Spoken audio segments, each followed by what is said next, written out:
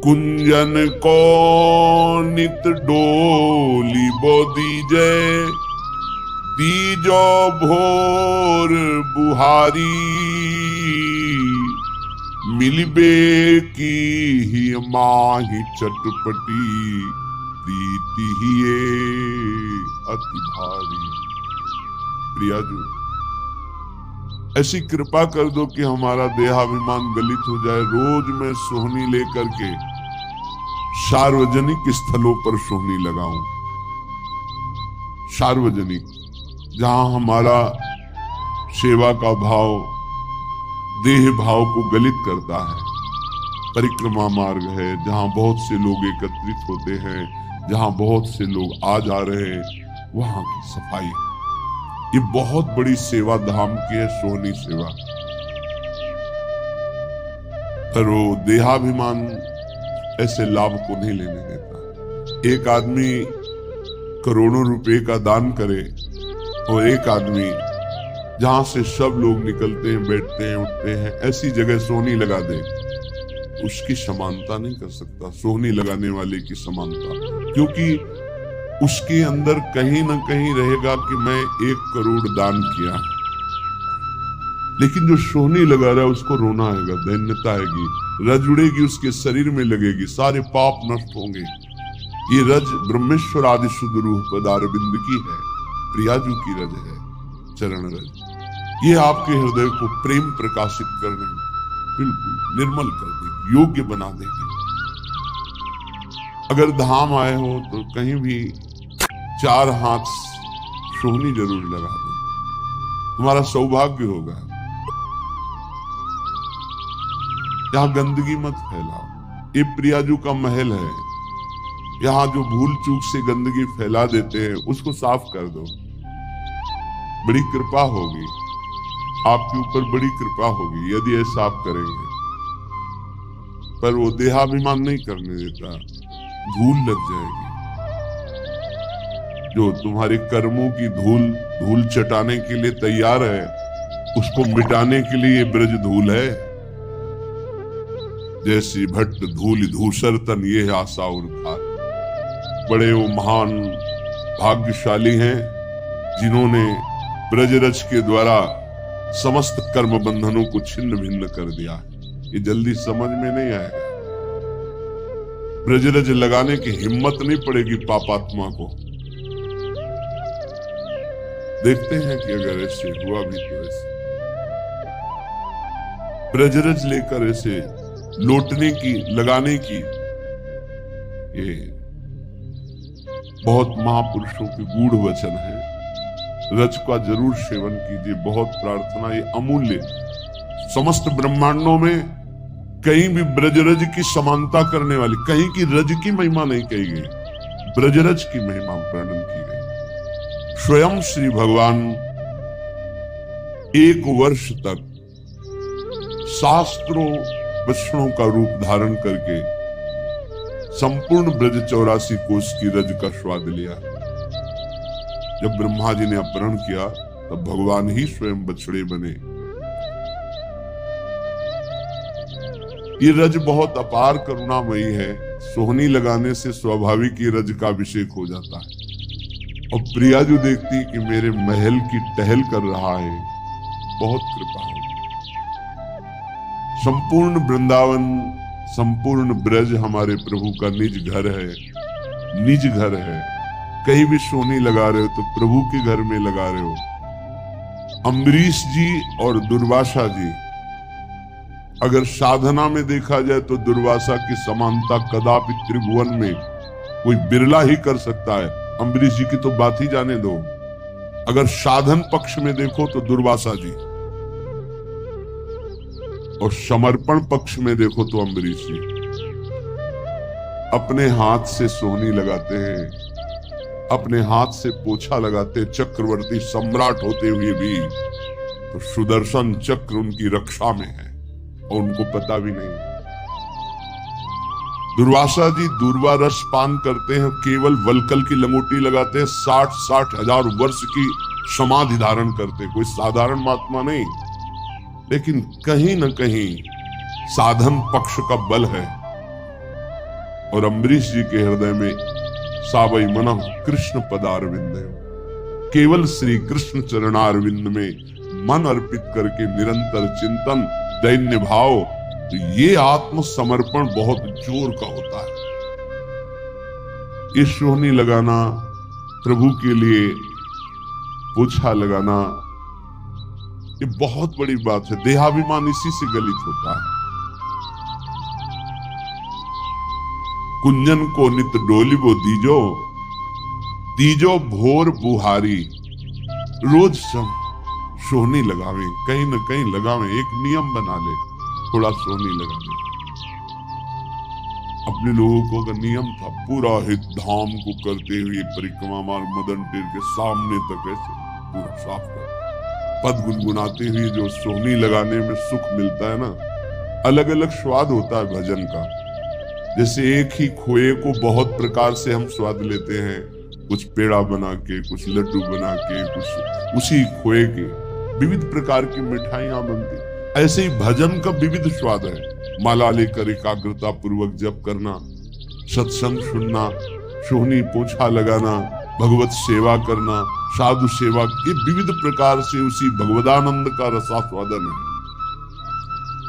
श्री भोरी सखी जी कहती हैं, प्रिया जो ऐसी कृपा करो कि ब्रज में वास मिले, वृंदावन वास मिले और आपके कुंजों में रोज सोहनी लगाने का सौभाग्य मिले। ये संपूर्ण वृंदावन ब्रज ये कुंज निकुंज है।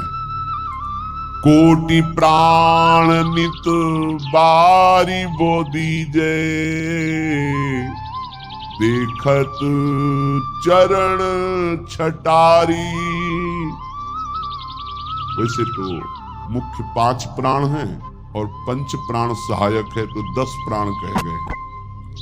लेकिन अगर करोड़ों प्राण होते और न्योछावर करते, उस न्योछावर के बदले में श्री जी के गोरे चरणारविंद को एक बार देखने का सौभाग्य मिलता तो सस्ता सौदा है। प्राण दिए यह प्रेम न पइए, क्योंकि श्री जी के चरणों से प्रेम प्रवाहित होता रहता है। सत्प्रेम सिंधु मकरंद रसौग धारा, प्रेम धारा गोरे चरणारविंद से ही प्रवाहित हो रही है, प्रियाजू के चरणों से। लालजू का प्रेम ही प्रियाजू है। इसलिए एक रसिक महान पुरुष ने कहा कि श्री कृष्ण का प्रेम बिना प्रियाजू की कृपा के मिल ही नहीं सकता। उन्होंने विनोद में कहा, श्री कृष्ण के पास तो प्रेम है ही नहीं, वो तो प्रियाजू है।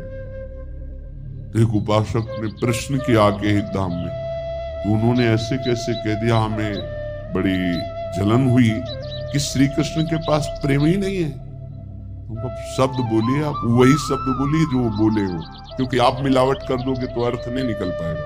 वो जीव के तो शब्द वो बोले, तुम देखो उनके शब्दों में झांक के देखो क्या कह रहे। श्री कृष्ण के पास तो प्रेम नहीं, क्योंकि श्री कृष्ण का प्रेम तो मूर्तिमान प्रियाजू के रूप में विराजमान है। तो बिना प्रियाजू के चरणों की आराधना के प्रेम कैसे प्राप्त हो जाएगा? क्योंकि प्रेम रूप तो सांद्रानंद घन प्रेम मूर्ति किशोरी, ललित रंगीली गाइए ताते प्रेम रंग रस पाइए। प्रियाजू कोई और थोड़ी है, लालजू के हृदय का प्रेम जब रूप धारण किया तो लाडली जू के रूप में हुआ। कोटि प्राण नित बारी बोधी जय, देखत चरण छटारी।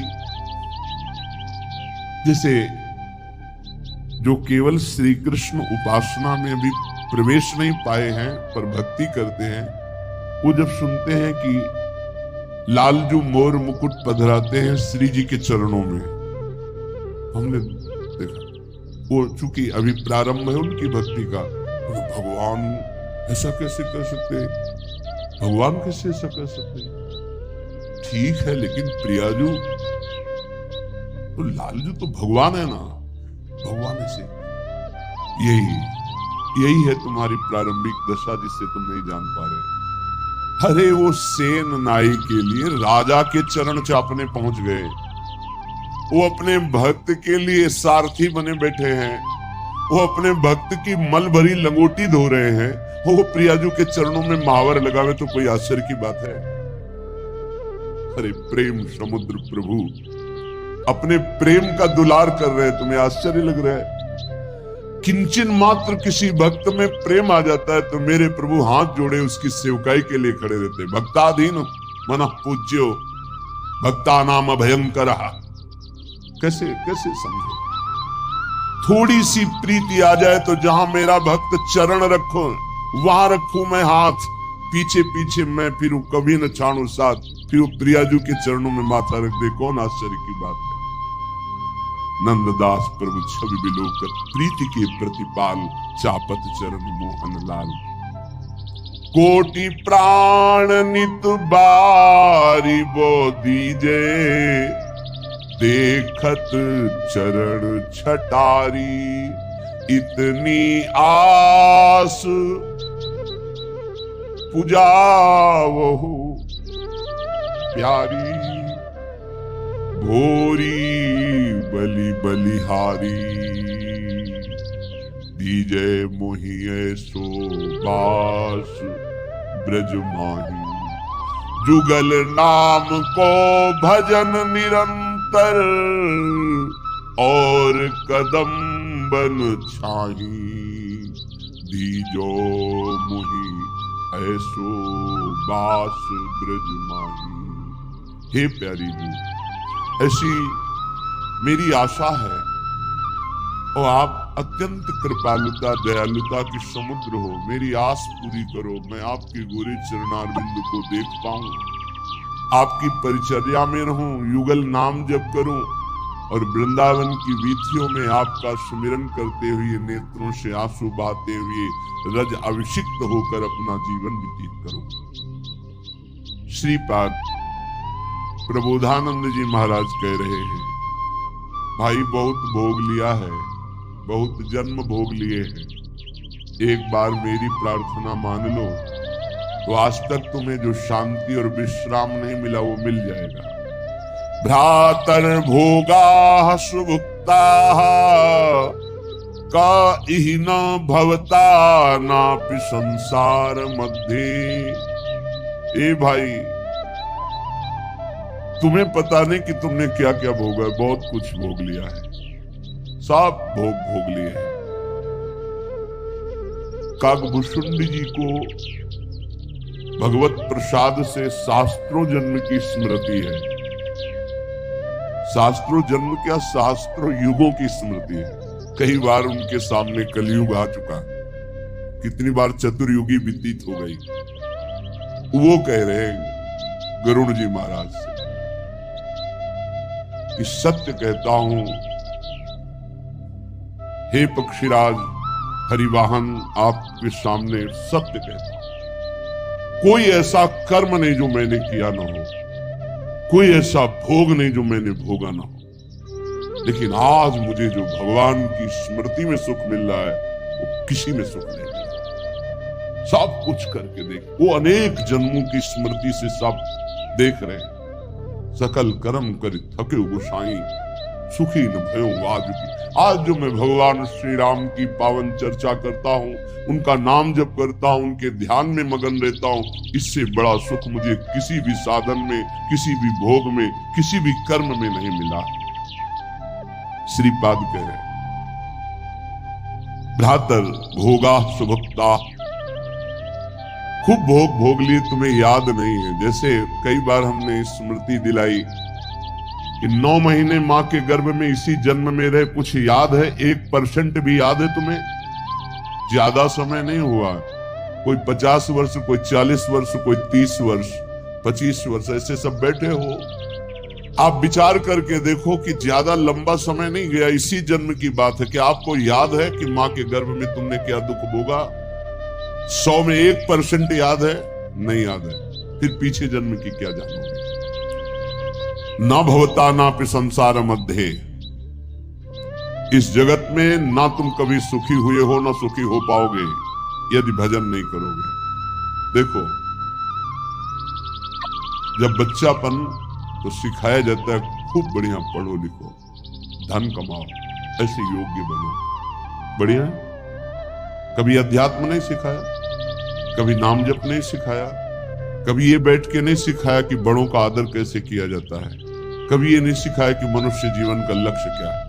अब वो पढ़ाई लिखाई में गए, व्यसन सीख गए, व्यभिचार सीख गए, अच्छी नौकरियां पाई, पैसे हैं, और फिर घर में आकर के उन बूढ़े माता पिता को जो चलने लायक नहीं, दरवाजा बंद करके ऐसी दुर्दशा करते, मारते हैं, पूछो मत। जब ये दृश्य देखने को मिलते हैं ना, तब लगता है भगवान कृपा करो इन माता पिता को जो अपने बच्चों को शिक्षा नहीं दे रहे हैं कि धर्म किसे कहते हैं। तुम समझते हो ये धन कमाने लायक बन जाएंगे तो तुम्हें सुखी करेंगे। ऐसे जैसे जानवर को मारते हैं ना क्रूर कर्मा लोग, ऐसे बूढ़ी माता को मारते हैं, पिता को मारते हैं, पूछो मत।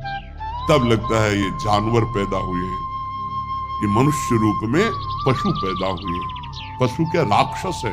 मानहि मातु पिता नहीं देवा, साधुन ते करवावें सेवा, जिनके ये आचरण भवानी, भगवान शंकर कहते निश्चर सम जानो प्राणी। निश्चर कहते राक्षस को, वो राक्षस है। तुम अपने संतानों को राक्षस मत बनाओ।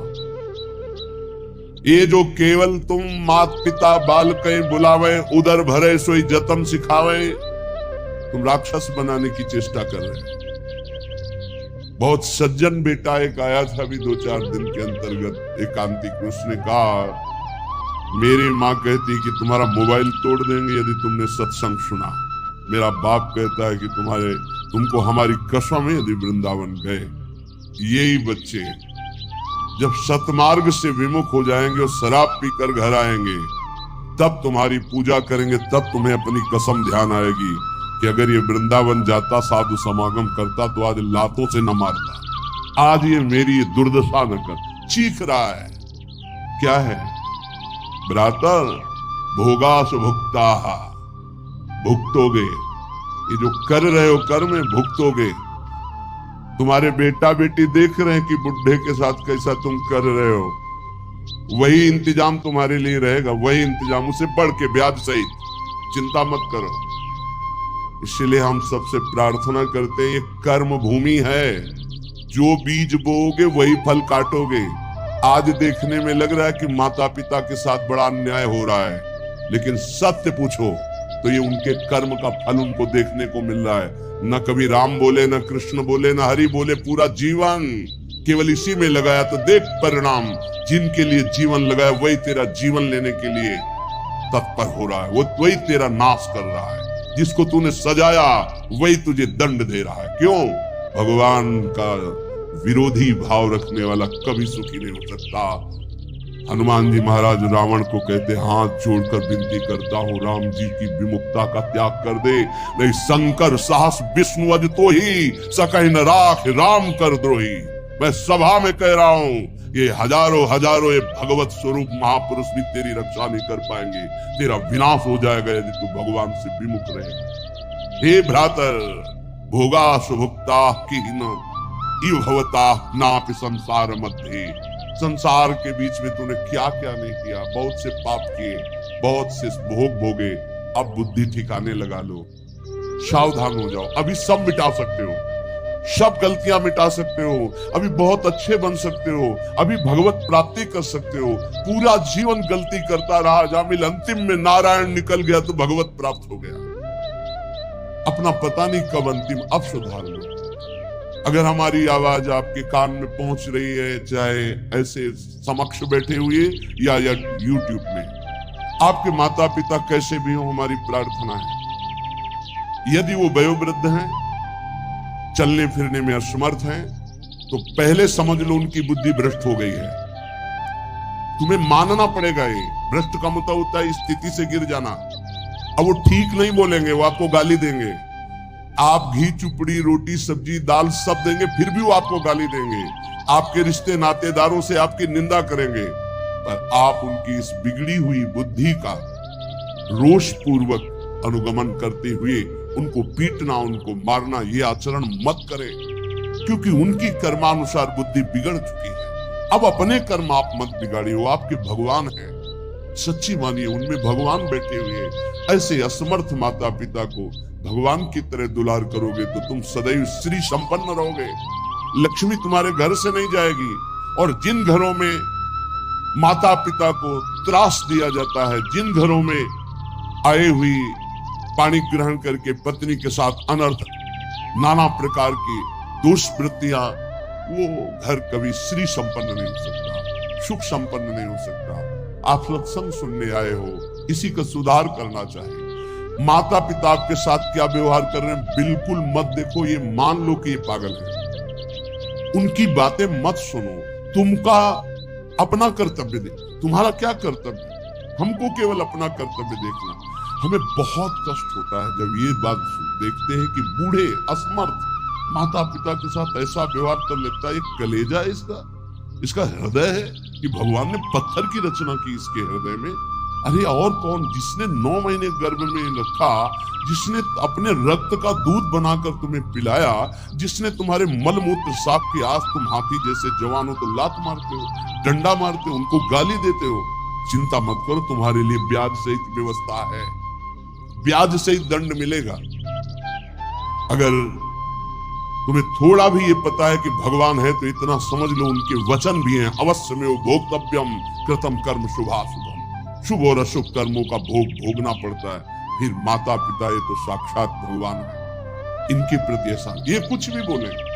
हमने देखा है वयोवृद्ध आदमी की बुद्धि पतित हो जाती। पतित अगर जीवन भर भजन नहीं किया ना तो पतित का मतलब होता है स्थिति से गिर जाना, भ्रष्ट होने का मतलब गिर जाना। अब उसको जो बोलना चाहिए वो नहीं बोल पाएगा। उस समय हमको क्रोध नहीं करना कि हम तो इतना खवाते पिलाते हैं, ये हमारी निंदा करते हैं। ये हम बहुत गूढ़ बात आपको कह रहे हैं। जिसने अपने माता पिता की सेवा कर ली उसने भगवान को प्रसन्न कर लिया। उनके नाराज रहने पर, उनके गाली देने पर, उनके तिरस्कार करने पर भी। पर हमारी प्रार्थना है, हम जो शब्द कह रहे हैं उसे ध्यान से सुनिए।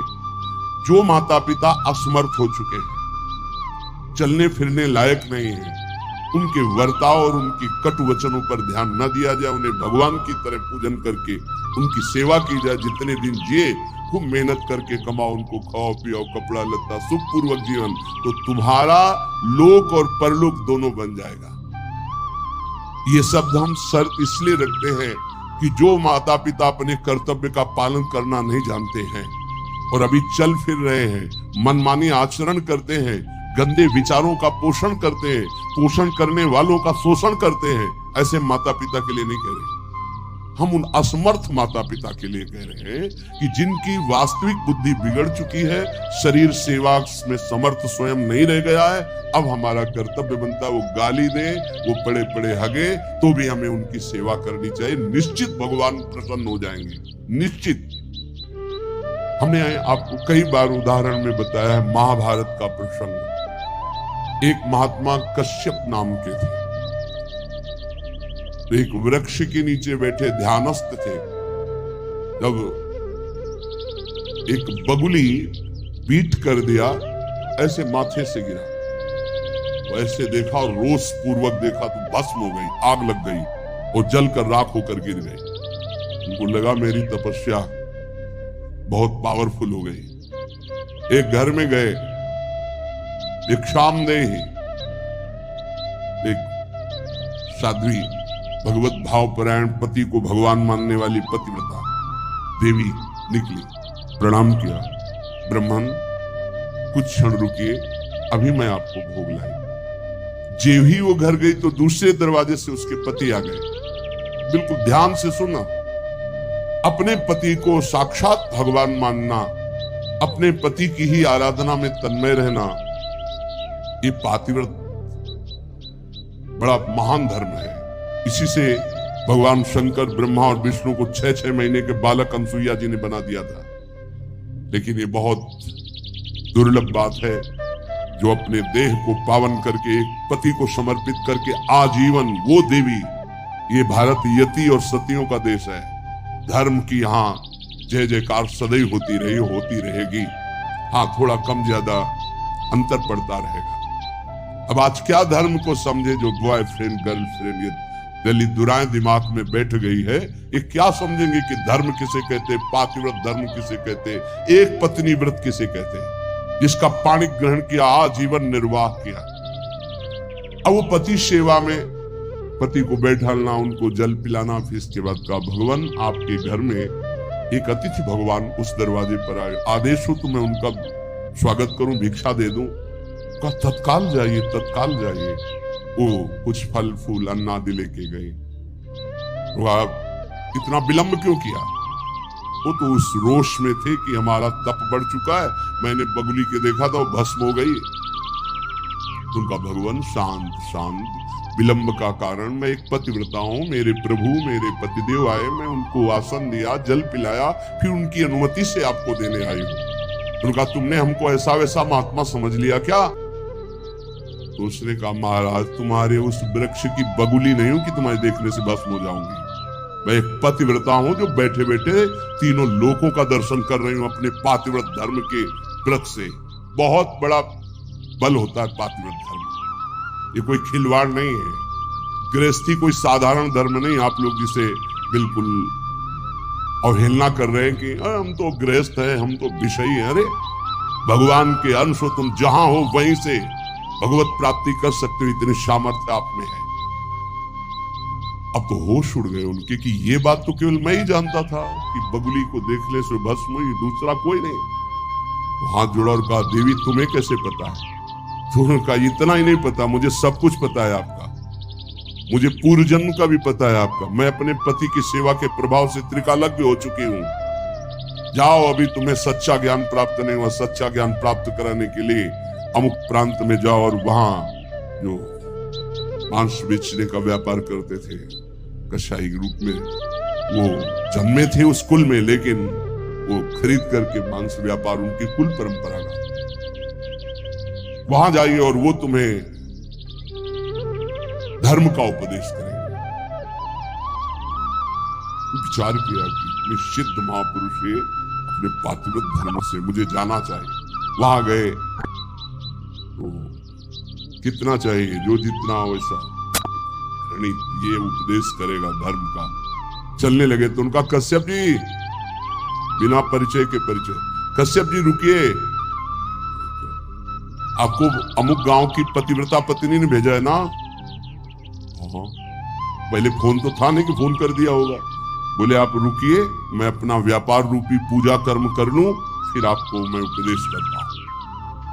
आश्चर्यचकित हो गए, इतना मलिन कार्य करने वाला और त्रिकालज्ञ है, ये भी बिना परिचय के परिचय जानता है। और वो पत्नी ने क्या कहा ये मुझे कैसे? बाद में जब अपनी सेवा से निवृत्त हुए तो दुकान को अपनी प्रणाम किया, पैर छुआ और वो कर्म भगवान को समर्पित किया। मुझे जिस कुल में जन्म दिया वो मैं कर्म कर रहा हूं और नाम जब निरंतर चलता है। उन्होंने कहा पहले तो मैं पूछना चाहता हूं आप इतना निंदनीय कर्म क्यों करते हैं? तो उनका है मेरी कुल परंपरा से चल रहा है। फिर तुमको इतना पवित्र ज्ञान कैसे हो गया तीनों काल का? बोले मैं निरंतर नाम जप करता हूं, अपने कर्म को भगवान की पूजा समझता हूं। और आओ, और घर ले गए और दिखाया कि श्वेत पलंग पर बूढ़े माता पिता बैठे, जाके साष्टांग दंडवत किया।